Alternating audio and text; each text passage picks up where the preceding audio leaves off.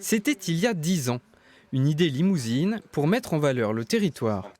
À l'époque, le géocaching en est à ses balbutiements, le matériel est archaïque, une feuille de papier et un GPS qu'on empruntait à l'office de tourisme.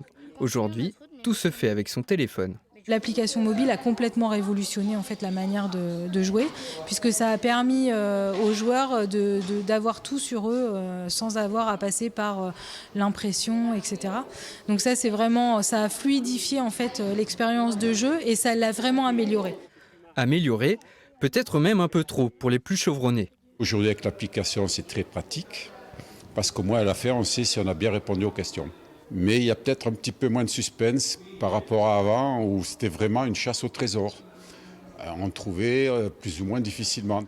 En 2011, sur cette carte, la plateforme comptait une trentaine de parcours en Limousin et quelques 5000 joueurs. Aujourd'hui, 500 parcours sont ouverts et voient chaque année passer près de 2 millions de visiteurs sur toute la Nouvelle-Aquitaine. Un succès qui profite toujours aux Limousins. Cette application-là, cette expérience-là, elle apporte vraiment en termes de tourisme une plus-value que nous reconnaissons. Des gens qui vont à la fois découvrir, mais rester, puis revenir et parler de ce qu'ils ont fait chez nous.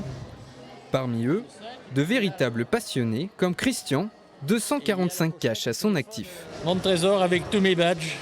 J'ai commencé en juillet 2018, je me suis retrouvé à la retraite, puis ça a été mon occupation principale. C'est addictif. Vous commencez, il faut continuer. Avis aux amateurs, 50 nouvelles caches sont prévues pour 2022.